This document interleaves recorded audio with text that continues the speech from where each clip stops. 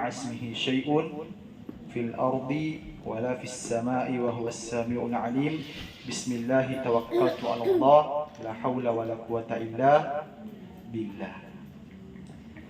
Alhamdulillah, jadi pada malam hari ini 3 hari yang lalu saya di-chat sama Ustazah Ros untuk memberikan arahan ataupun motivasi, atau kalau bahasanya sekarang itu untuk mengupgrade kembali semangatmu untuk belajar. Ya kan biasa itu kalau kita dari perpulangan, ya banyak virus-virus yang ikut. Ya, banyak virus yang mulai dari virus terlambat datang, ya, virus pura-pura sakit, nah itu biasa itu. Atau bahkan ada juga santriwati yang setelah perpulangan dia tidak mau kembali lagi ke pondok. Biasa itu, ya biasa. Jadi saya mau katakan sama kalian bahwa kalian ini adalah orang-orang pilihan, ya. Kalian ini adalah orang-orang pilihan. Maka jangan sampai karena kalian telah dipilih oleh Tuhan, dipilih oleh Allah untuk mendalami ilmu agama, kamu sendiri mengkhianatinya. Ya, kamu sendiri mengkhianatinya dengan cara apa? Dengan cara cari banyak alasan untuk pulang, pura-pura sakit lah, tidak mau ikut belajar lah, dan sebagainya. Saya mau katakan sama kalian bahwa para ulama-ulama yang kalian kenal, yang kalian baca kitab-kitabnya, itu semua mereka mendapatkan ilmu itu tidak secara instan. Ya. Tidak hanya 1 tahun, 2 tahun, 3 tahun langsung jago. Tidak. Ya. Para ulama-ulama yang kalian kenal seperti Imamuna Asy-Syafi'i, Imam Malik, Imam Hambali, atau pengarang kitab Fathul Mu'in, Zainuddin Al-Malibari, pengarang kitab Fathul Qorib, dan sebagainya. Mereka semua itu apa? Mereka semua itu pernah melalui yang namanya proses belajar. Proses belajar, bukan dengan mondok. Ya, makanya enak sekali kalau kita sekarang ini, karena kita mondok, pengaruhnya itu kurang. Ya, pengaruhnya kami dulu ketika belum terbentuk instansi ini jareje, masih pangai sorogan, ngaji sorogan istilahnya. Ya. Itu memang betul-betul kita datang mengaji itu atas apa? Atas kemauan. Karena tidak diabsen. Dulu itu tidak diabsen. Mamelo pole womo anda yang gambomi. Tetapi kesuksesan itu memang dulu itu ya pilihan. Memang pilihan. Pilihan. Jadi saya mau katakan sama kalian bahwa kalau hari ini kalian di pesantren tidak betah, ya, mungkin karena kalian merasa bahwa lebih nyaman kalau sekolah di luar, Kak. Dengan alasan maukah bantu orang tuaku di dapur, padahal kalau pulang tidak bantu tunji orang tuanya, ya. Dengan alasan mau ku jagai adekku kalau di rumah, Kak, padahal kalau pulang di rumah HP-nya jenis ibu nak pakai, ya, dan banyak sebagainya. Siapa yang kenal di sini namanya Imam Mutawalli Asy-Sya'rawi atau Syekh Mutawalli Asy-Sya'rawi? Ada yang kenal? Ada yang kenal namanya Syekh Mutawalli Asy-Sya'rawi, ulama yang berasal dari Mesir, yang mengarang kitab tafsir Al-Mutawalli, tafsir Asy-Sya'rawi, yang jilidnya itu puluhan. Ada yang kenal? Kenal di mana kok? Ada yang kenal? Syekh Mutawalli Asy-Sya'rawi, ketika beliau belajar, ketika beliau menuntut ilmu, beliau sama seperti kalian. Si mata melo soro, si mata mau berhenti. Ya, si mata melo selesai, si mata melo apa melo soro mak pesantren. Jadi Syekh Mutawalli Asy-Sya'rawi ini ketika liburan datang, Liburan datang, kan pulang kampung. Dia melihat kondisi ayahnya pada saat itu lagi berada di sawah. Maumay, istilah Mandar maumay. Tahu maumay ya? Ada yang tidak tahu bahasa Mandar di sini ya? Ada? Ada yang tidak tahu? Siapa? Siapa? Orang Bugis ya, terjemahkannya. Ya, terjemahkan terpis diammu ya. Tanya sama yang di sampingmu apa orang wario. Ya. Lanjut cerita ya, Kariwungi. Jadi Syekh Mutawalli Asy'arawi ini ketika dia datang di rumahnya, kemudian dia melihat ayahnya.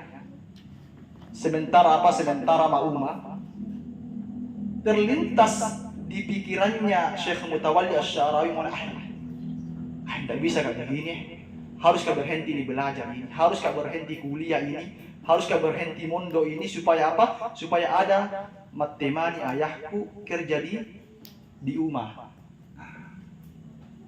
kerja di kebun. Akhirnya Syekh Mutawalli Asy'arawi memberanikan diri untuk menyampaikan keinginannya kepada ayahnya. Kama, bahasa itu dia. Wita matin dia, saya melihat kamu ini sudah tua sekali makin ini. Tidak sanggup kak lihat ki kerja di kebun sendiri. Saya anakmu ini masih muda, masih kuat, mau kak bantu ki. Ya, mau kak berhenti kuliah. Maka apa kata ayahnya? Selalu luamu tuh sembarang tuh timu pau yo. Pokoknya dapi osa pangai, dapi osa pak pesantren, dapi osa pak kuliah. Ya, maka kata ayahnya Syekh Mutawalli Asy'arawi bahwa saya lebih rela saya kerja sendiri di sawah daripada saya tidak melihat anak-anakku. Daripada saya harus melihat anak-anakku masa depannya seperti ayahnya, yaitu hanya kerja di sawah. Dan saya berharap dari dirimu wahai Mutawalli Asy'arawi, dari dirimu lahir seorang ulama. Saya mau di keturunan kita, di keluarga kita ini ada ulama, ada anak guru, ada orang yang berilmu. Maka jangan berhenti untuk belajar. Kemudian kembali ke perkuliahannya siapa? Mutawalli Asy'arawi dalam keadaan bimbang. Mau berhenti tapi tidak diizinkan orang tuanya, tidak diizinkan ayahnya. Tapi keinginan kuatnya untuk berhenti kuliah masih ada. Keinginan kerasnya, keinginan besarnya untuk berhenti mondok itu masih ada. Masih, mau kak berhenti mondok ini. Tidak tega kak lihat orang tua. Akhirnya timbul akalnya. Boleh kalasi biasa itu ya, biasa kalasi boleh. Dia telepon orang tuanya, "Kama, banyak sekali ini kitab mau kubeli. Banyak sekali kitab mau kubeli. Kitab ini pokoknya kalau dari total harganya Kama puluhan juta. Pokoknya banyak sekali ini Kama banyak sekali ini mau saya beli ini." Dengan harapan supaya ini si Kama tidak sanggup lagi membayar kuliahnya, akhirnya Syekh Mutawalli Asy'arawi bisa berhenti kuliah. Siapa yang biasa seperti itu? Dia telepon orang tuanya, sagi kak kudung padahal mau berhenti kuliah, mau berhenti mondok. Akhirnya besoknya datang mobil satu trek. Datang mobil besar, atau kalau istilahnya mobil kargo, ya, mobil besar, mobil trek datang di depan kos-kosannya Syekh Mutawalli Asy'arawi. Dibuka itu mobil, ternyata semuanya adalah isinya kitab yang diinginkan oleh Mutawalli Asy'arawi. Di depannya itu ada ayahnya. Dia panggil Mutawalli Asy'arawi, "Nak, sini dulu." Buka itu di belakang, buka itu bagasinya, lihat di dalam bagasi itu semuanya ada kitab-kitab yang kamu perlukan. Ada kitab-kitab yang kamu perlukan. Tetapi tetapi ayahnya Mutawalli Asy'arawi membisikkan di telinganya Mutawalli Asy'arawi, "Nak, ku tahu ini sebenarnya kalau memancing kak. Ku tahu sebenarnya kalau akal-akalan muji ini supaya berhenti ke kuliah. Tapi saya tidak mau kau berhenti kuliah, meskipun saya tidak punya uang, saya meminjam uang di tetangga kita, puluhan juta saya pinjam uang di tetangga kita supaya apa? Supaya kami bisa lanjut kuliah." Saya mau katakan sama kalian bahwa yakinilah bahwa ketika Anda pura-pura sakit di pondok supaya tidak belajar, supaya tidak ikut belajar, maka yakinilah bahwa orang tuamu pura-pura sehat, bisa bekerja, pura-pura sehat agar dia bisa bekerja untuk apa? Untuk mengumpulkan uang demi membiayaimu di pondok. Maka yakini itu. Maka itu juga yang dirasakan oleh Syekh Mutawalli Asy'arawi ketika dibisikkan di telinganya oleh ayahnya bahwa, "Saya tahu Jina, kalau ini akal-akalanmu supaya kamu bisa berhenti kuliah. Tetapi satu hal yang harus kamu ingat, bahwa ini semua saya pinjam uangnya tetangga kita. Agar apa? Agar supaya kamu tidak berhenti kuliah, kamu tidak berhenti mondok." Mulai dari saat itu, Syekh Mutawalli Asy'arawi menancapkan semangat dalam hatinya bahwa pokoknya saya tidak mau berhenti belajar, saya ingin membanggakan kedua orang tua saya, dan saya harus membuat orang tua saya bangga bahwa ada anaknya yang bernama Mutawalli Asy'arawi, seorang ulama besar yang berasal dari tanah Mesir, Al-Azhar Kairo. Ya. Jadi ini sedikit nasihat buat kalian bahwa betapa capeknya orang tuamu, ayah dan ibumu. Ya mungkin saja kamu tidak menyadari, kamu tidak tahu bahwa apa sih yang dilakukan oleh orang tuaku saat ini. Tidak mau tahu itu, karena yang orang tuamu inginkan adalah kamu di pondok fokus belajar, ya, tenang kehidupanmu belajar di pondok, agar supaya kamu bisa bawa ilmu yang berkah, datang ke kampungmu, ketemu sama orang tuamu bangga sama kamu. Tetapi lagi-lagi bahwa ketika masih ada yang terlintas di hatimu, nak, rasa ingin mau berhenti belajar, maka sebelum itu muncul, yakini bahwa orang tuamu sangat menaruh harapan sama kalian, bahwa kalian adalah pelanjut dari mereka. Orang tuamu tidak akan selamanya hidup, tidak akan selamanya bersamamu. Tetapi orang tuamu ingin memastikan bahwa dia sebelum meninggal dunia, anaknya harus menjadi orang dulu. Anaknya menjadi orang dulu.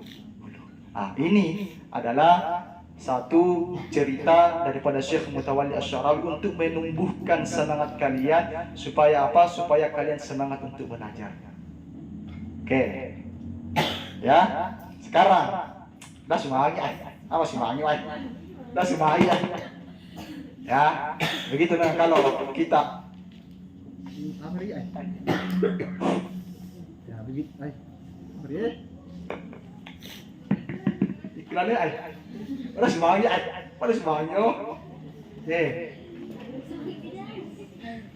nggak apa-apa ya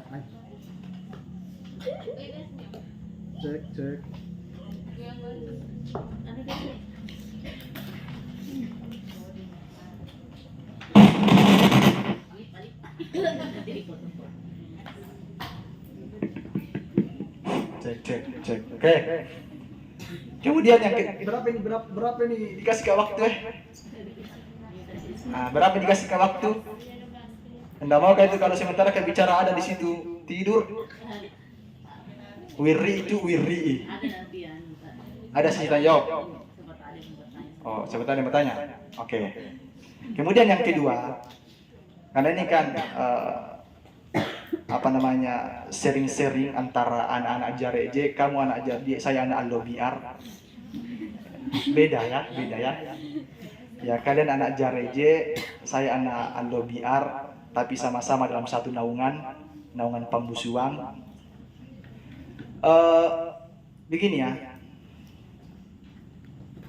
Kadang ketika kita dalam proses belajar mengajar atau proses belajar, kadang itu ada atau kadang kita itu terkadang tidak paham dengan penjelasan guru. Biasa ya. Mana apa besar ya? Betul mengerti ya. Betul mengerti ya. Itu biasa toh? Biasa kan? Da sangat pong iyo maninda tuh paham ah? Begini. Ketika Anda seperti itu, maka satu hal yang harus Anda ingat, jangan pernah membanding-bandingkan guru. Ya, ingat ya. Jangan pernah membanding-bandingkan guru. Bilang, ku suka saya kalau ustazah ini mengajar siapa mengajar ki? Ustazah itu borang Nah, jangan ya. Itu adalah salah satu di antara ciri orang yang tidak berkah ilmunya. Orang yang tidak berkah ilmunya. Sekarang saya mau bacakan syair yang terkenal daripada Imam Syafi'i. Boleh mengatakan bahwa isbir ala muril jafa min muallimin fa inna rasubal ilmi fi nafaratihi wa man lam yadhuk murrat ta'allumi sa'atan tajarra'a dhullal jahli tula hayatihi wa man fatahu at-ta'lim waqta shababihi fakabbir alayhi arba'an li wafatihi wa dhatal fata wallahi bil ilmi wat tuqa idza lam yakuna la i'tibara li dhatihi. Oke. Jadi kata Imam Asy-Syafi'i, isbir ala murril jafa min muallimin. Sabar. Ya. Sabar ketika kamu berhadapan dengan gurumu. Sabar atas ocehan gurumu. Sabar atas fi'alayanna gurumu. Sabar itu, ya sabar. Meskipun ada orang yang bilang sabar tapi menangis di dalam nih. Menangis di dalam. Itu istilahnya itu apa? Sakit tapi tak berdarah. Ya. Atau kenapa? Fa inna rasubal ilmi fi nafaratihi. Karena berkahnya ilmu itu didapatkan dari apa? Dari sabarnya kita menghadapi guru. Jadi bukan hanya guru yang sabar menghadapi murid, tapi juga murid harus sabar ketika berhadapan dengan gurunya. Jadi bukan hanya guru yang harus bersabar menghadapi perubahan mood muridnya, tapi juga murid juga harus sabar menghadapi perubahan mood gurunya. Karena memang perubahan mood itu siapapun bisa kena, guru ataupun murid juga bisa kena perubahan mood. Wa man lam yaduk murrat ta'allumi sa'atan, ini masyhur. Tapi ini syair adalah ini lanjutannya. Jadi ada 4 bait itu. Ada 4 bait yang sering kita dengar itu, wa man lam yaduk murrat ta'allumi sa'atan tajarra'a dzulal jahli tula hayati. Siapa yang tidak mampu merasakan pahitnya belajar sejak dini, ya, dia tidak mampu bersabar menahan pahitnya belajar sesaat, maka apa? Tajarra'a dzulal jahli tula hayatihi, maka dia harus menelan pahitnya kebodohan sepanjang hidupnya. Dan lanjutannya, wa man fatahu ta'limu waqta syababi, barang siapa yang fatahu ta'lim, waktu belajarnya itu terlewat begitu saja, waktu mudanya itu terlewat begitu saja tanpa ia gunakan untuk belajar. Pokoknya habis saja waktu mudanya, habis saja usia mudanya itu tanpa dia gunakan untuk belajar. Maka fakabbir alaihi arba'an li wafatihi. Maka orang yang ada di sampingnya takbir 4 kali karena dia adalah mayat yang sedang berjalan. Fakabbir alaihi arba'an li wafatihi. Maka bertakbirlah 4 kali, artinya solat itu orang. Solat jenazah itu orang. Kenapa? Li wafatihi, karena dia adalah mayat yang sedang berjalan. Artinya apa? Orang yang tidak mau belajar di usia mudanya, maka sama halnya dia apa? Dia mayat hidup. Dan lanjutannya, wa dzatal fata wallahi bil ilmi wat tuqa. Nilai seorang pemuda dan pemudi, nilainya atau value-nya seorang pemuda dan pemudi itu demi Allah bil ilmi wat tuqa, itu adalah ilmu dan ketakwaan. Maka idza lam yakuna la'tibara li dzatihi, kalau dia tidak berilmu juga tidak bertakwa, maka apa? La'tibara lahu, maka tidak ada nilainya. Tidak ada nilainya. Jadi syair Imam Asy-Syafi'i ini memberikan kita pelajaran, ya, memberikan kita peringatan bahwa bagaimana itu belajar sangat penting. Paham atau tidaknya Anda tetap belajar. Paham atau tidaknya Anda tetap belajar. Ya, para ulama-ulama terdahulu ada yang mempelajari, ada yang membaca satu kitab. Dia membaca itu kitab sampai khatam, tapi tidak ada yang tinggal di otaknya. Atau istilahnya sekarang apa? Tamak lo. Nggak baca, nggak paham. Ma'era, napa si sulenda. Nofa'ilun mansubun bil fathatir zahira. Iya, si sulenda lumayan. Nofa'ilun madmumun bin dammati. Nah, apa itu madmumun? Pokoknya si sulenda lumayan. Pokoknya cango bilo nara acang. Nara acang, tapi ingat bahwa ketika Anda mengalami hal seperti itu, maka yakinlah bahwa itu adalah satu langkah Anda menuju Anda paham dengan apa yang Anda pelajari. Ya. Makanya ada pernah saya temukan quotes, dia bilang begini, tidak akan ada orang yang hidup dalam keadaan sia-sia di dunia ini. Kenapa? Karena Anda saja hidup mempertaruhkan nyawa seorang ibu. Nah, tidak ada orang yang hidup di dunia ini dalam keadaan sia-sia karena Anda saja hidup itu mempertaruhkan nyawa seorang ibu. Lalu ada orang bilang, begini tuh mak saya ini kudung ya. Pokoknya pasrah. Maka saya harus katakan bahwa tetap semangat belajar ya, meskipun Anda tidak paham apa yang Anda pelajari, karena kalian bukan orang pertama yang mempelajari tetapi tidak paham. Kalian bukan orang pertama. Tapi banyak orang-orang sebelummu termasuk saya. Yang ketika diajar oleh nang guru masih itu mauan ande itu paham. Jadi iya paham. Masih itu mauan pada itu paham mauan nang guru mading paham bando masih lo mauan anda paham. Mau tahu? Ya tua Nah, padahal anda tuh paham. Nah, jadi muak palakan musurung jadi begini. Jadi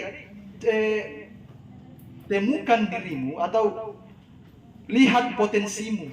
Lihat potensi begini. Kalau semisal Anda mudah lupa ketika menghafal, ya, dia tuh tahu dia tuh tahu menghafali, masih sana hafal, tapi masih gepak dah. Masih kali dia hafal lama berjam-jam dia hafal, setelah dia hafal baru 2 menit lupa. Ada orang seperti itu. Jadi kalau kan yaitu dia termasuk atau kalau pelupian tuh jadi pisang mati termasuk ya kalau pelupian. Jadi cara saya supaya uingarangi, maka dengan cara bibisangan. Bibisa, makanya saya banyak cerita kan. Kenapa saya banyak cerita? Saya menceritakan apa yang tadi saya dapatkan supaya Anda lupa. Karena mau curi tangan, lupa Pak da sinara lau. Ya, Pak da sinara lah. Jadi mau dia ini kalau pelupean, tapi tidak mungkin seorang perempuan itu pelupa, karena dia akan menjadi alarm terbaik. Ya, tidak mungkin. Karena kalau kita bilang perempuan pelupa itu 2 kata lucu. Perempuan pelupa 2 kata lucu. Jadi perempuan itu tidak boleh pelupa. Nah, coba patulai bapakmu, mani patulai bapakmu, mani papa atau ayah atau papi atau bapak patulai, mani kalau pelupian dia mau, mamiku, mamaku atau ibuku kalau pelupian di pasti dia bilang ande kalau pelupian apa? Ngapain? Karena apa yang dilupakan oleh si bapak pasti nengareng si ibu. Kesalahannya si bapak diingat si ibu. Nah, kesalahannya si bapak diingat si. Jadi perempuan itu memang diciptakan bukan untuk pelupa. Kenapa? Karena dia akan menjadi alarm terbaik. Oke? Jadi mak dia tua ini kalau pelupian, lalu dipertanyakan. Kemudian terakhir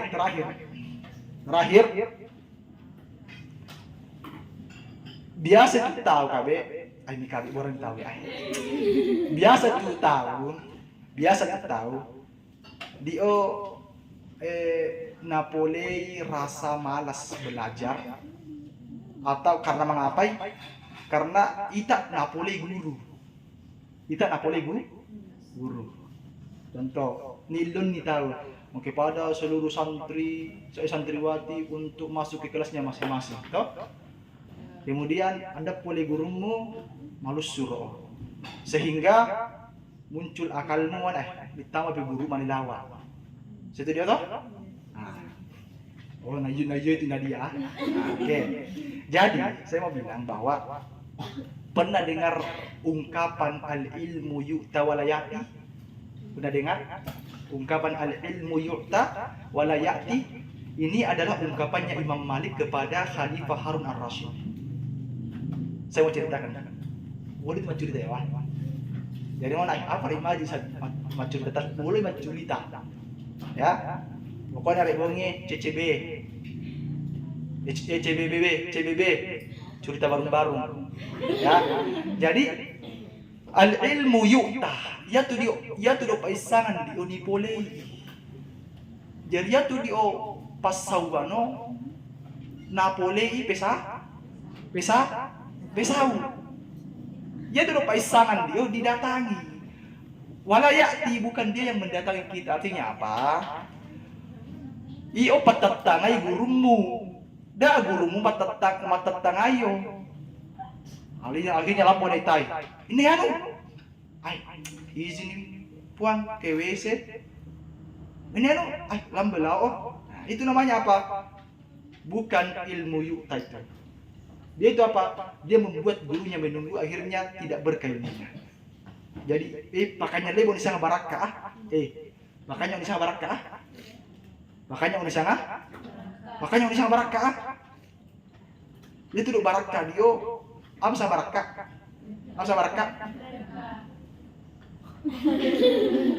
Bahasa Indonesia ada itu. Apa berkah? Baraka. Apa baraka? Jadi ya sama baraka, semua bahasa Arabnya adalah ziyadatul khair. Kebaikan itu bertambah. Bertambah. Itu sama baraka. Jadi waktu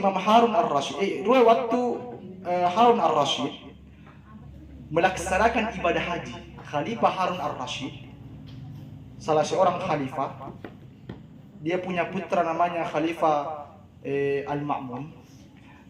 Jadi dia Khalifah Harun ar-Rasyid, dia pernah melaksanakan ibadah haji di kota Mekah. Tidak mungkin di Babalin Bantok. Setelah dia melaksanakan ibadah haji di kota Mekah, dia datang ziarah ke makamnya Rasulullah di kota Madinah. Dan juga tujuannya ke kota Madinah adalah untuk menemui Imam Malik. Karena Imam Malik itu dia menetapnya di Madinah. Akhirnya salah satu di antara sumber hukumnya Imam Malik adalah qaulu ahli Madinah, pendapatnya orang Madinah.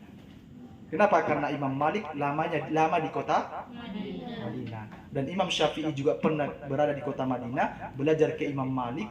Kemudian karena kekaguman seorang Imam Malik kepada muridnya Imam Syafi'i, akhirnya ditulis di temboknya Masjid Madinah itu bahwa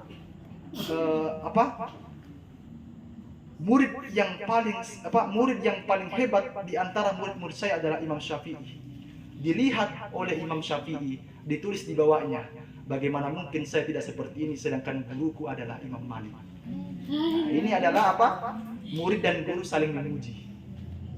Sekarang banyak kasus murid dan guru saling saling mendengki. Nah, bahaya itu ya. Lanjut. Jadi Imam Malik itu menyusun kitab namanya kitab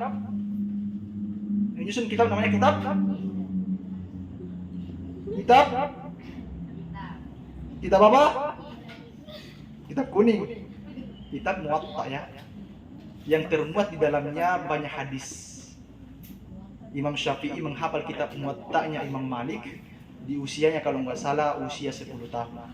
Di usia 9 tahun. Karena di usia 10 tahun, di usia 10 tahun, di usia 9 tahun Imam Syafi'i menghafal Al-Qur'an. Di usia 15 tahun kalau nggak salah Imam Syafi'i disuruh untuk mengeluarkan fatwa dan seperti itu. Kemudian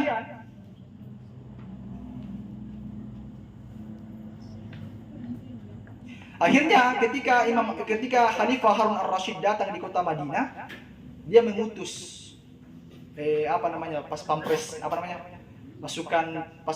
pasukan penjaga presiden. Dia mengutus utusannya untuk menemui Imam Malik. Nah, dia bilang sama utusannya, kamu datangi tempatnya Imam Malik, lalu katakan ke Imam Malik bahwa Harun ar-Rasyid datang di kota Madinah ingin mendengarkan pengajian kitabmu, yakni kitab Muwatta. Kamu diundang ke istana negara, kalau seperti itulah. Kamu diundang oleh Harun ar-Rasyid agar supaya kamu membacakan beliau kitab Al-Muwatta karangannya. Maka setelah selesai berbicara ini utusan, Imam Malik bilang itu presidenmu, bilang itu rajamu, bahwa al-ilmu yu'ta wa la ya'ti. Ilmu itu didatangi. Kalau dia yang perlu, kamu datang ke sini. Wala ya'ti, bukan saya harus datang sama kamu karena kamu yang perlu. Jadi begitu juga kalau kamu yang perlu, kamu yang datang, bukan kamu yang didatangi. Jangan pernah merasa sok penting. Aduh. Ya.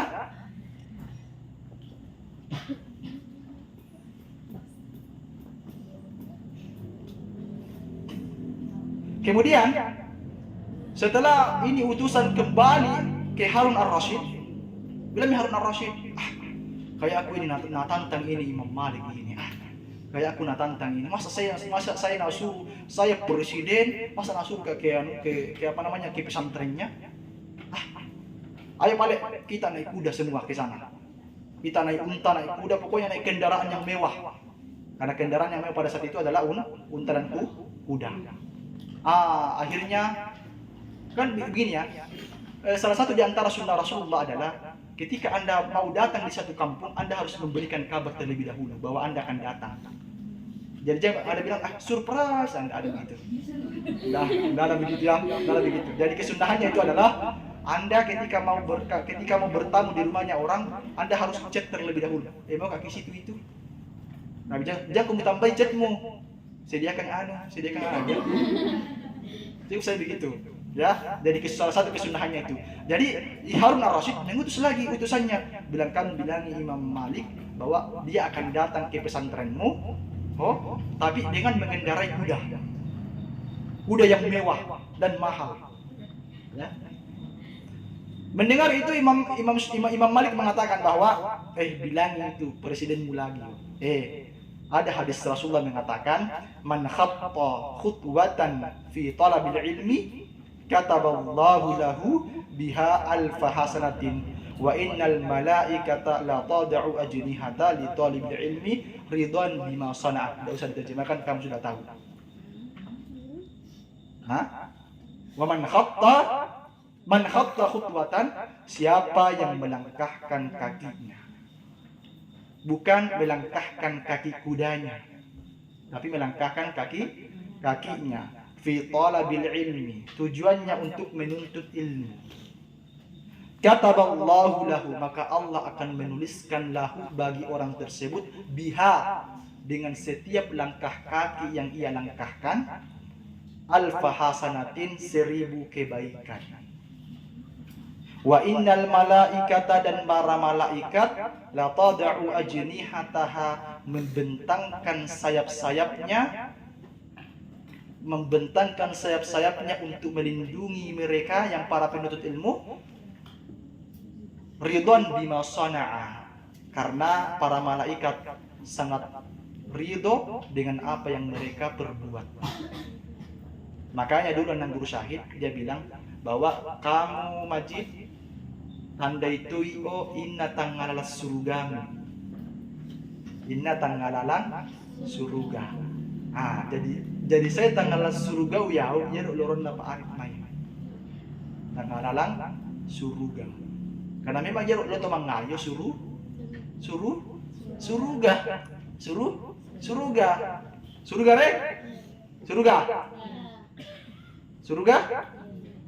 Meskipun ria,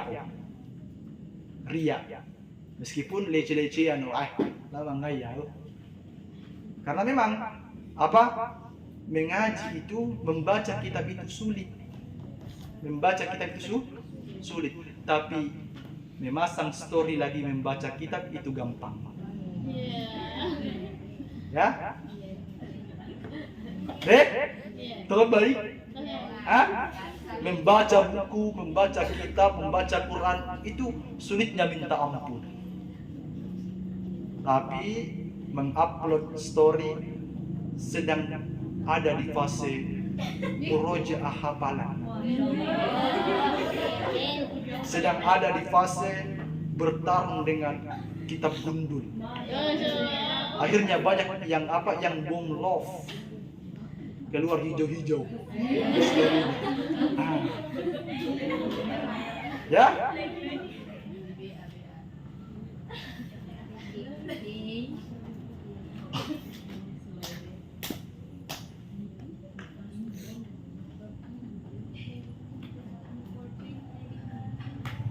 Kemudian ada pecah putih cerita masa membolong-bora ya. Jadi di waktu nak malewa meritori utusan dia, mundur-mandir utusan dia, membuat besar ya, Imam Malik apa nih pembalian dia, akhirnya datang. Milam Batori Harun ar-Rasyid, karosan dan Nabi Lambai, jalan kaki bersama dengan pasukan-pasukannya. Datang menghadap ke Imam Malik, duduk di majelisnya Imam Malik, tetapi dia suruh pengawalnya sediakan kursi yang paling bagus untuk saya duduk. Akhirnya dia lihat Imam Malik mengatakan bahwa saya pernah diceritakan oleh guru saya bernama Imam Nafi bahwa Ibnu Umar, putranya Sayyidina Umar bin Khattab, ketika pernah menghadiri majelis ilmu, lalu disediakan kursi untuk ia duduki, dia singkirkan tempat duduk itu karena dia tidak mau ada jarak antara ia dengan masyarakatnya. Akhirnya mikoro lesehan, pernah. Makanya saya tadi bilang tidak usah disediakan kursi karena kita sama-sama allobiar dengan jare ya, jare dengan allobi. Makanya teman-teman seperjuangan dulu itu dia bilang, kamu santri jare aja. Saya bukan jare, saya allobiar. Saya bilang saya allobiar jare aja. Ya, itu. Ini Ros. Oke ya. Jadi kesimpulannya kesimpulannya adalah bahwa tetap semangat belajar, bahwa ingat tadi kata-kataku. Saya ketika sedang skripsi, saya taruh di kata terakhir saya itu apa? Ya saya mengutip juga. Saya taruh di kalimat terakhir saya itu apa?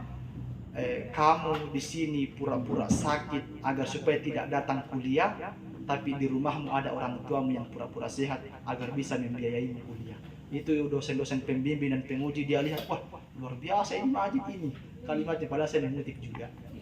Nah, jadi yakini bahwa kamu datang ke pondok ini bukan hanya membawa mukamu, tania sanggak rupamu muawa, bukan hanya mukamu yang kamu bawa, bukan hanya wajahmu yang kamu bawa ke pondok ini, tapi kamu bawa mukanya orang tuamu, mukanya kampung halamanmu, mukanya teman-temanmu. Ketika mukamu tergores, maka muka-muka yang kamu bawa juga ikut tergores. Ketika mukamu bangga, maka muka-muka yang kamu bawa itu juga akan ikut bangga. Maka Anda harus berusaha orang tuamu bangga karena kamu adalah anaknya yang berhasil menjadi orang yang paham ilmu agama di keluarganya. Jadi kamu harus berusaha itu, karena tidak ada usaha yang mengkhianati. Tetap semangat dapat usaha mengaji. Oke, akhirul kalam. Wallahu muwaffiq ila aqwamit thariq. Assalamualaikum warahmatullahi wabarakatuh. Tadi Ustaz, bagaimana itu kalau umpamanya mungkin lanjut kuliah tapi udah diwajibkan juga mengabdi, tapi nggak bilang anak guru di sini mikir dulu mengabdi.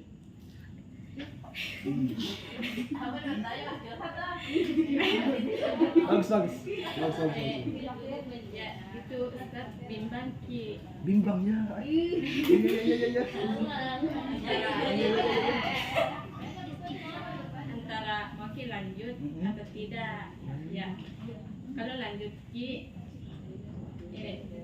tidak enak ki juga sama nang guru, tapi kalau lanjut ki ya bilangnya nanti orang tidak dapat berkahnya nang guru karena sudah natahan begitu. Gimana tuh? Ya. Oke, gini. Saya mau bacakan satu kalamnya Syekh Abdul Qadir Al-Jilani. Jadi Syekh Abdul Qadir Al-Jilani pernah mengatakan bahwa man qala li syaikhihi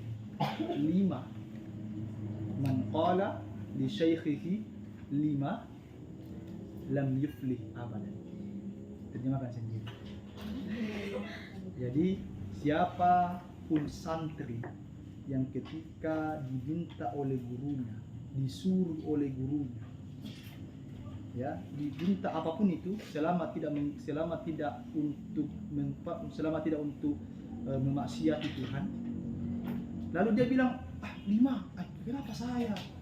Kenapa anak saya disuruh? Kenapa? Artinya dia ada rasa apa? Dia itu disuruh, tapi ada rasa penolakan.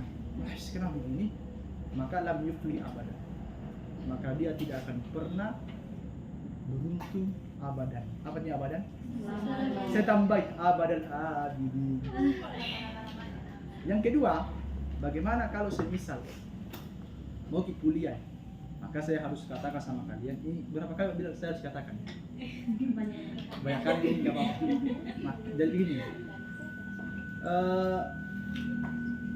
dahulukan pilihan gurumu dibandingkan pilihanmu. Karena seorang guru ketika memilih muridnya, maka itu berarti guru itu tahu bahwa murid ini bisa. Jadi kalau kamu punya keinginan, mudah-mudahan di belakang.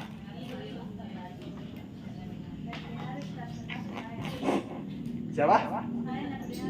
Jadi begini.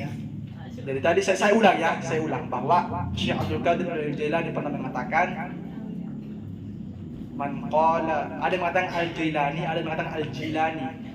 Tapi pendapat yang paling kuat mengatakan Al-Jilani, Syekh Abdul Qadir Al-Jilani. Jadi Syekh Abdul Qadir Al-Jilani mengatakan bahwa man qala li syaikhihi lima lam yuflih abadan. Orang, kalau bahasa langsungnya ya, orang yang memprotes gurunya, orang yang mengatakan kepada gurunya, kenapa harus saya? Kenapa anak saya? Kenapa? Pokoknya dengan bahasa penolakan, dengan bahasa membantah, lam yuflih abadan, maka dia tidak akan pernah beruntung selama-lamanya. abadal abidin. Selama-lama. Selama-lama. Ya. Kemudian ada lagi lanjutannya, ada lagi kalimat lain mengatakan siapa yang ingin beruntung falyasir turaban tahta aqdami syuyukhihi. Siapa yang ingin beruntung maka dia harus menjadi seperti debu yang menempel di bawah kaki gurunya. Apa artinya itu? Bukan kamu sedang diberat yang begitu. Apa artinya itu adalah kamu harus mendahulukan keinginan gurumu dibandingkan keinginanmu sendiri. Ya, kamu harus kamu harus mengalahkan egomu. Singkirkan dulu egomu, singkirkan keinginanmu untuk apa? Untuk mendahulukan keinginan gurumu. Kenapa? Karena ketika guru mengatakan A, lalu Anda mengatakan B, maka sudah, lam yufli abadan. Dan ketika guru mengatakan kamu mengabdi di sini, berarti gurumu sudah mengajarkan sama kamu arti sebuah keikhlasan. Arti sebuah keikhlasan. Kalau kuliah, karena saya pernah kuliah, ya.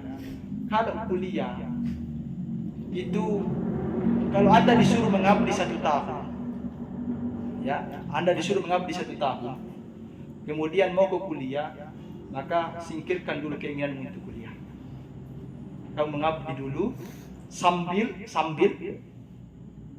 mempelajari atau menyiapkan apa saja yang perlu kamu siapkan untuk kamu kuliah di tahun depan. Contoh, kamu mau kuliah jurusan tafsir kayak saya, ya. Mau ke kuliah jurusan tafsir atau jurusan PAI, jurusan pendidikan agama Islam, karena mau jadi guru BD, ya. Oh, atau jurusan BK, konseling toh. Maka kamu siapkan, kamu tanya-tanya, Ustazah jurusan apa kemarin? PAI kah? Apa itu dia kalau semester 1, semester 2, semester 3? Itu pelajari memang sambil kamu mengabdi. Jadi ketika kamu kuliah nanti sudah ada di bekalmu, ada di pewanganmu. Jadi tidak pusat-pusat amat. Karena kalau di perkuliahan, apalagi di STAIN, karena saya pernah di STAIN, kalau di STAIN kamu akan belajar juga nahwu sorof meskipun apapun jurusannya.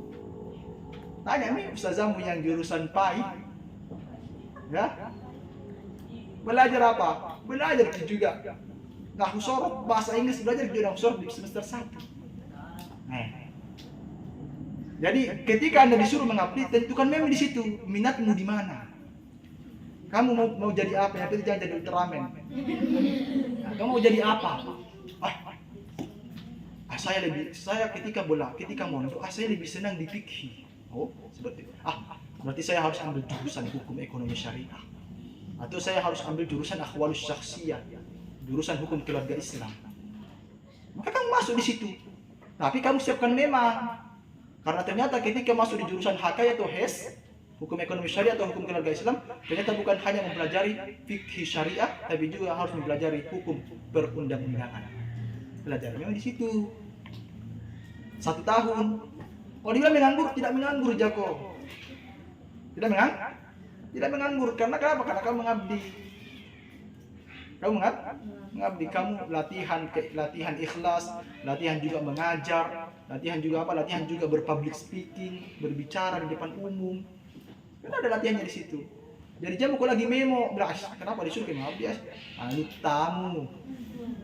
Lut tamu kalau tadi disuruh ibu mengajar. Jadi mengabdi ya, mengabdi. Karena ilmu itu tidak hanya didapatkan dari belajar, tapi juga kadang ilmu itu didapatkan dari apa? Dari mengajar. Makanya ada ungkapan para ulama mengatakan, saya mendapatkan 1 ilmu dari guruku, dan saya mendapatkan 2 ilmu dari sahabatku, dan saya mendapatkan 3 ilmu dari murid-muridku. Artinya lebih banyak dia dapatkan ketika mengajar daripada ketika dia belajar. Karena mengajar adalah belajar yang sebenar. Paham? Apa lagi? Bagaimana itu? Lebih dahulu kan pilihan orang tua atau anak. Oke. Begini. Coba kamu buka, ada 1 kitabnya siapa? Sayyid Abdullah bin Alawi Al-Haddad, namanya Adab Sulukil Murid. Ya. Nah, itu memang dilema sekali itu. Mana yang didahulukan ini? Keinginan orang tua atau keinginan guru? Ya. Kan kalau keinginan sendiri, keinginan sendiri atau mana yang begini. Saya akan memberikan Anda tawaran bahwa ternyata ada perbedaan di kalangan para ulama tentang itu, mana yang didahulukan. Tetapi para ulama lebih condong dengan dahulukan keinginan gurumu. Dahulukan keinginan gurumu, karena ridhonya guru lebih di atas katanya daripada ridhonya orang tua. Karena kenapa? Karena bapakmu itu ada 3. Bapak itu ada 3 sebenarnya. Bapak itu ada 3. Dan bapak yang paling tertinggi, saya sebutkan. Bapak yang pertama adalah bapak yang sebab dia sehingga kamu dilahirkan. Bapak yang pertama. Ya, bapak kandungmu. Bapak yang kedua, ini untuk laki-laki. Bapak yang kedua adalah bapak yang menikahkan anaknya denganmu. Yang kedua. Dan yang ketiga adalah bapak yang mengajarimu, dan ini adalah bapak yang paling tinggi, yaitu guru. Nah, itu pendapatnya. Bahkan di kitab Adabus Sulukil Murid itu dikatakan, karangan Abdullah bin Alawi Al-Haddad, bahwa ketika ada seorang murid pernah membuat jengkel gurunya, ingat ya? Ini kalimatnya, pernah membuat jengkel gurunya, akhirnya gurunya tidak senang dengan murid itu. Maka seandainya semua wali-walinya Allah dikumpulkan untuk memperbaiki keadaannya si murid, maka si murid tidak akan pernah bagus keadaannya sampai dia mendapatkan ridho dari guru yang ia buat sakit hatinya. Dan inilah yang menjadi alasan para ulama, kenapa para ulama lebih condong mengatakan bahwa dahulukan ridho gurumu dibandingkan ridho orang tuamu. Tapi kalau kamu tanya saya, mana yang saya lebih dahulukan? Karena guru yang baik tidak akan pernah menabrakkan antara ridhonya dengan ridho orang tua si murid. Ya. Makanya disitulah penting yang namanya komunikasi yang baik. Penting yang namanya terjalin komunikasi yang baik antara anak dengan orang tua. Ibu, mau kasih sebenarnya begini, tapi bilang ibuku. Dan orang tua yang baik pasti akan apa? Pasti akan mendahulukan keinginan gurunya. Bilang, apa nak bilang gurumu nak? Apa nak bilang gurumu itu mau kerja. Saya itu kalau ibu saya itu selalu bilang sama saya, pokoknya muak nanu gurumu iya mau. Ya. Pokoknya mau nanu gurumu anu tapato mitia, amme tapato mita naun. Amme tapato mita na.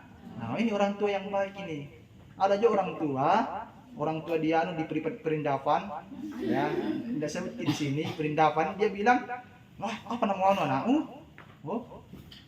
Membayar itu itu bahaya itu kalau kalimat seperti itu sudah keluar dari lisan orang tua, itu anaknya tidak akan berhasil itu anaknya.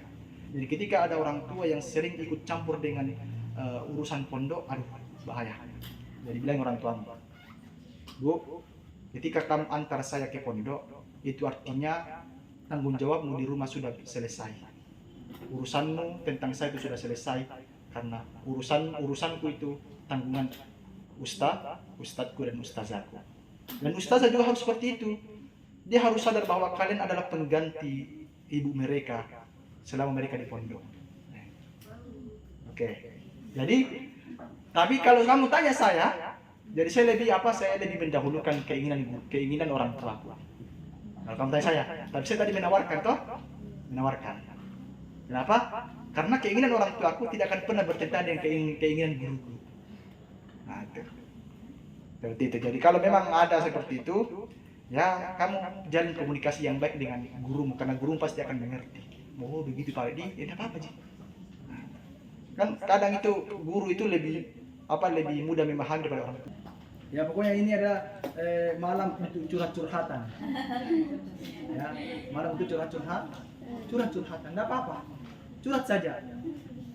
Ya. Karena itu memang ya perempuan kan pengen didengar kan?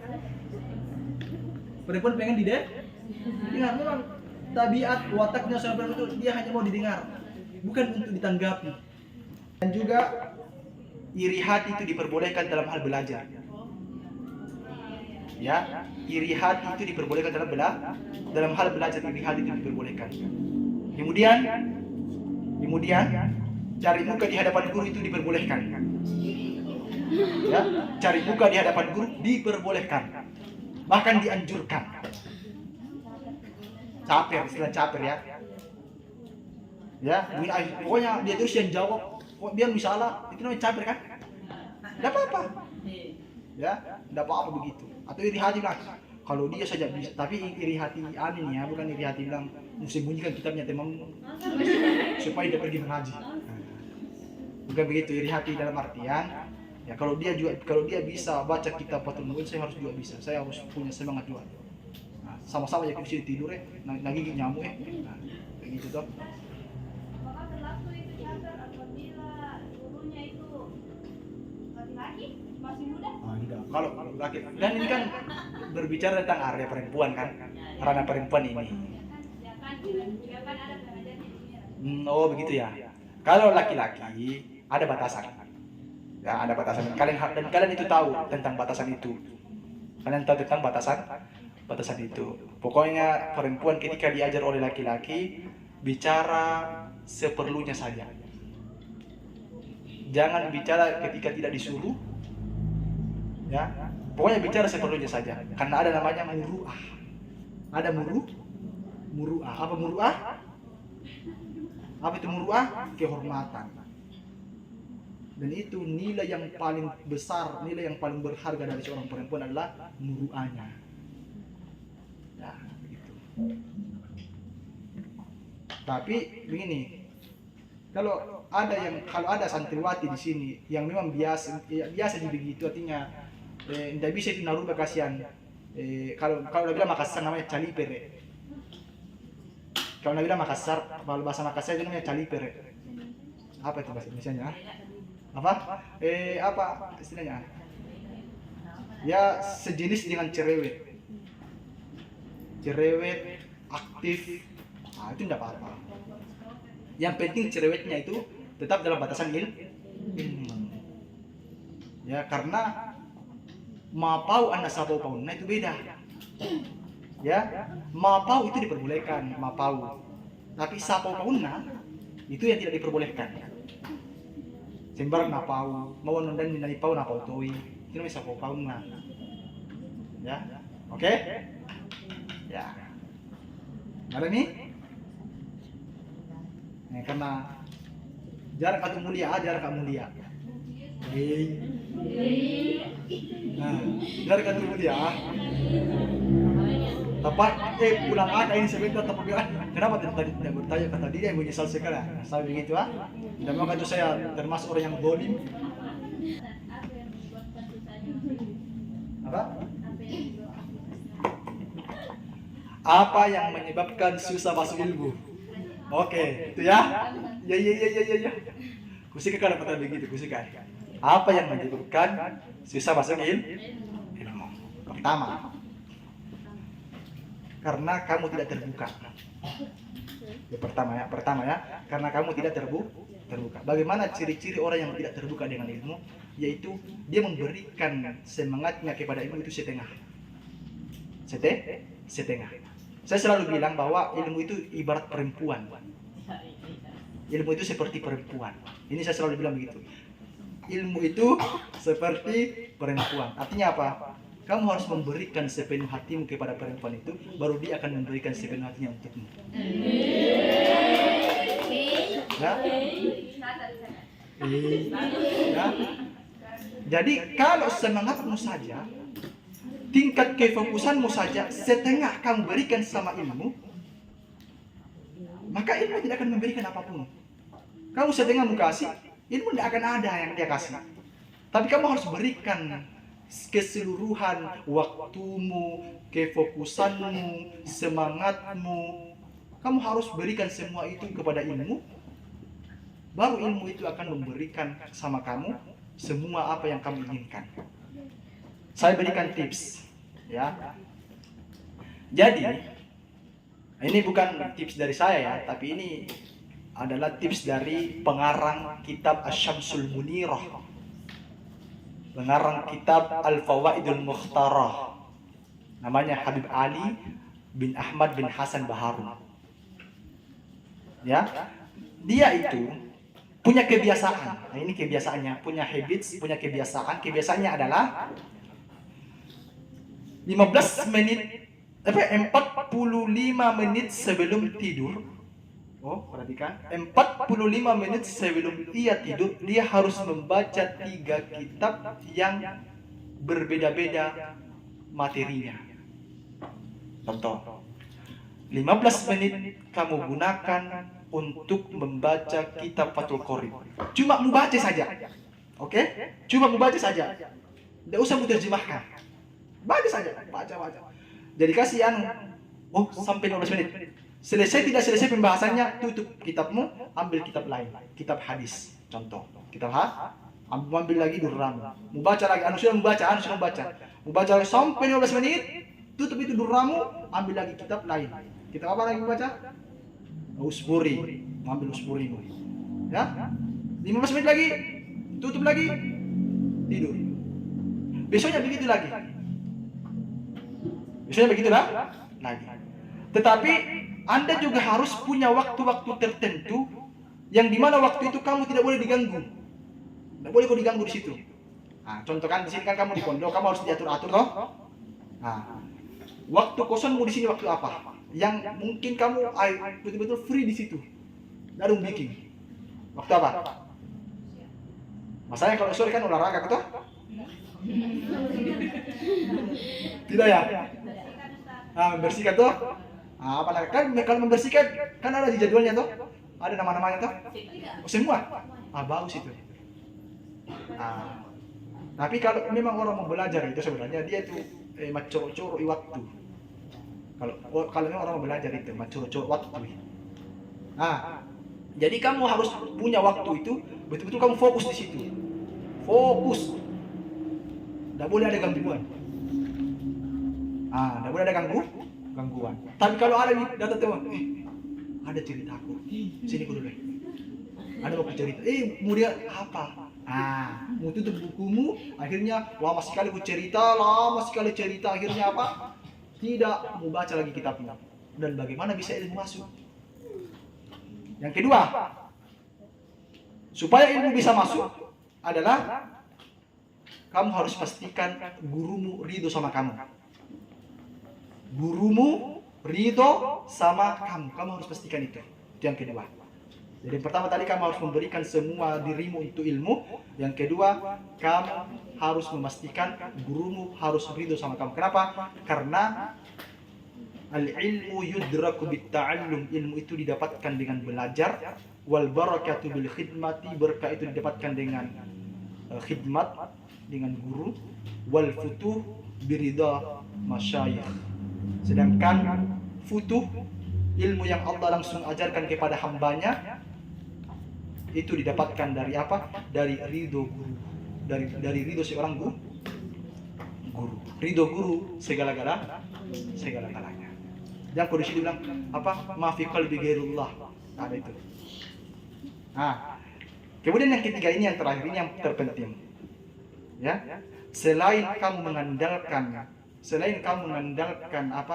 mengandalkan usahamu, kamu juga harus mengandalkan doamu. Jadi jangan kau hanya berdoa ketika di situ kau berjamaah belajar. Tapi kamu harus punya punya doa-doa terkhusus. Punya doa-doa tertentu, ya Allah. Semisal kalau kamu bangun salat tahajud, tidak ada yang lihat. Tapi jangan kamu kasih keras suara tak ada nanti membali. Ya Allah, susah sekali kodong ini pelajaran ku belajar, ya Allah. Kasih ke kodongnya. Jangan kasih ke kodong ya. Ya Allah, berikan saya pengetahuan. Makanya kita berdoa, Allahumma faqihna fid din. Ini doanya Rasulullah kepada Ibnu Abbas. Allahumma faqihna fid din. Ya Allah, berikan pemahaman agama kepada kami, wa 'allimna at-ta'wil, dan ajarkan kepada kami sesuatu yang sulit. Sulit. Dan kalau mau kuat hafalanmu, Nah, ini ijazahnya. Kalau mau kuat hafalanmu, ketika kamu selesai sholat 5 waktu, baca surah Al-A'la. Surah Al-A'la. Apa itu Al-A'la? Baca sabihis rabbikal a'la alladzi khalaqa fasawwa. Ketika sampai di ayat apa? Sanuqri'uka fala tansa, pegang kepalamu, baca 7 kali.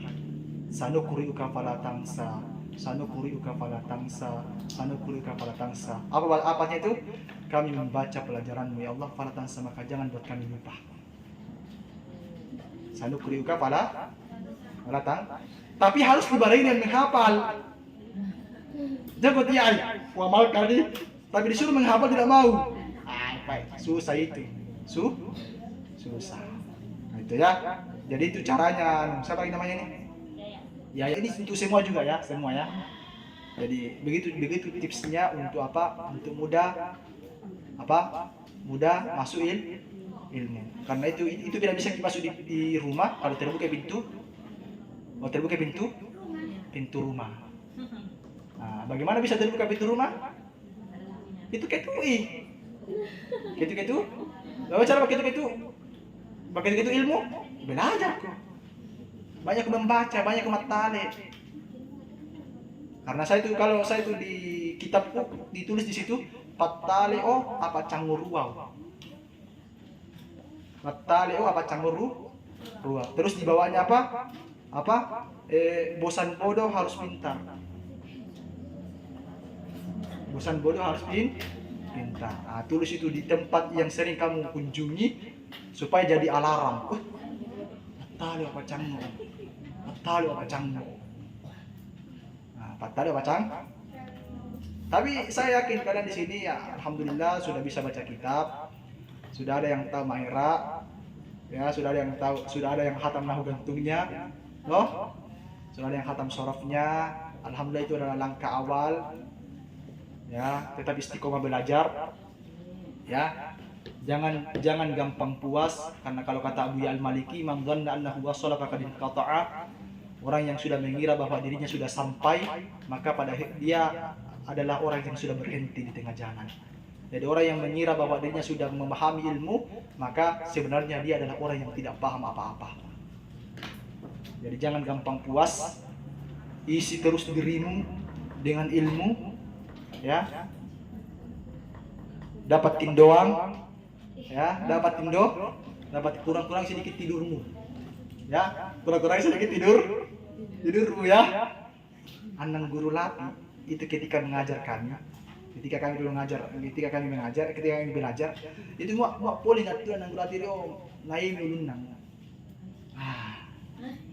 pak ada nggak tuh nah, iya mau betul kita tidur lagi deh. Nah, itu apa ya, menuruti hawa nafsu namanya. Nah, mengantuk tipu kai. Ya iyo, tetap mengantuk. Kalau Imam Nawawi, dia itu memang taruh kitab-kitabnya dia taruh kitab-kitab, dia buat lingkaran, semua kitab-kitab dia buat lingkaran, kemudian dia masuk di tengahnya. Jadi kalau dia ngantuk, akhirnya tergeser itu buku, jatuh, bangun lagi. Akhirnya apa? Ambil lagi bukunya, baca lagi. Jadi ulama-ulama dulu itu dia tidak ada yang tidur kecuali tertidur. Kamu merencanakan tidur, toh? Merencanakan tidur toh? Nah ini. Terus ada bilang mau saya jadi ulama ini, mau saya jadi ulama ini. Tapi mana buktinya? Mana buktinya? Itu namanya omdo. Omong doa, bukti paral. Nah, gitu ya. Nah, habis dulu. Ngarep di? Ngarep? Menyesal aku jarang ketemu mulia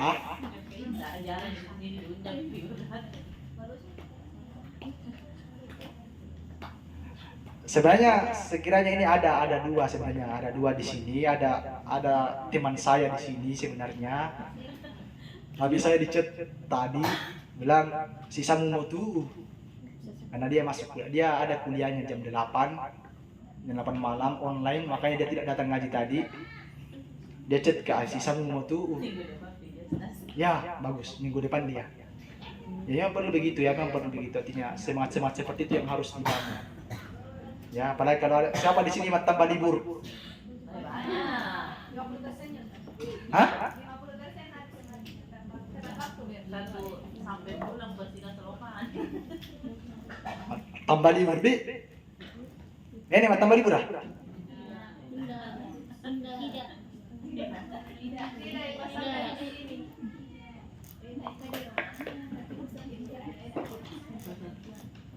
Ini atau tidak?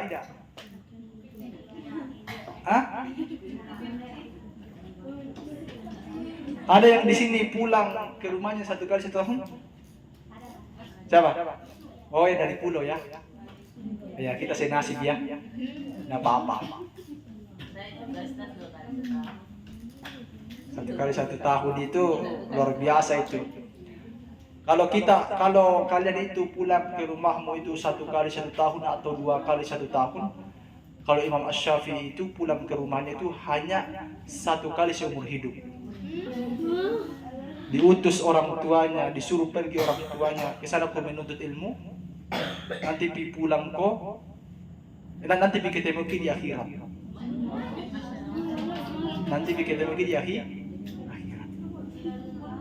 Jadi kalau ada orang yang bilang, terkendala Kak belajar Ustaz karena tidak mampu orang tuaku, maka bagaimana dengan Imam Syafi'i yang masih anak-anak dalam keadaan yatim, yang hanya ditinggalkan beberapa harta saja oleh ayahnya, kemudian harta itu digunakan oleh Imam Asy-Syafi'i untuk belajar ilmu di Baghdad sampai di kota Madinah ke Makkah, berkelana Imam Asy-Syafi'i sampai menjadi ulama besar.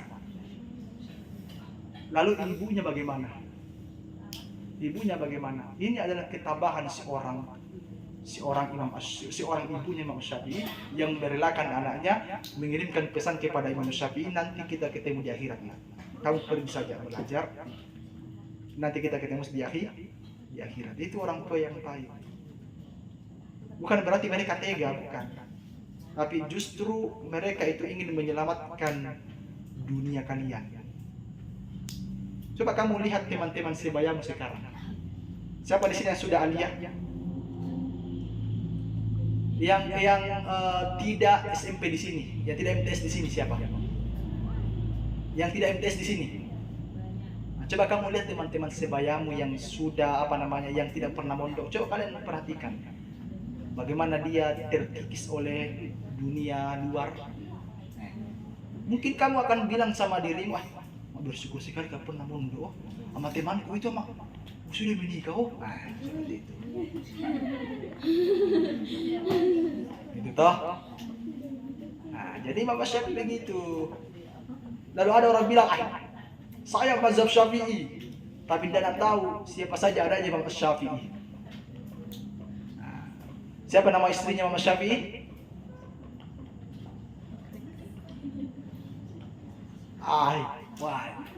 Siapa nama istrinya? Cari sendiri. Saya sudah kasih tahu itu pernah. Saya sudah pernah kasih tahu itu. Toh? Saya sudah pernah sampaikan itu siapa nama istrinya Imam Syafi'i dan siapa nama anak-anaknya Imam Syafi'i, berapa istrinya Imam Syafi'i, saya sudah pernah kasih tahu. Dan kapan Imam Syafi'i wafat. Dan usia berapa Imam Syafi'i wafat?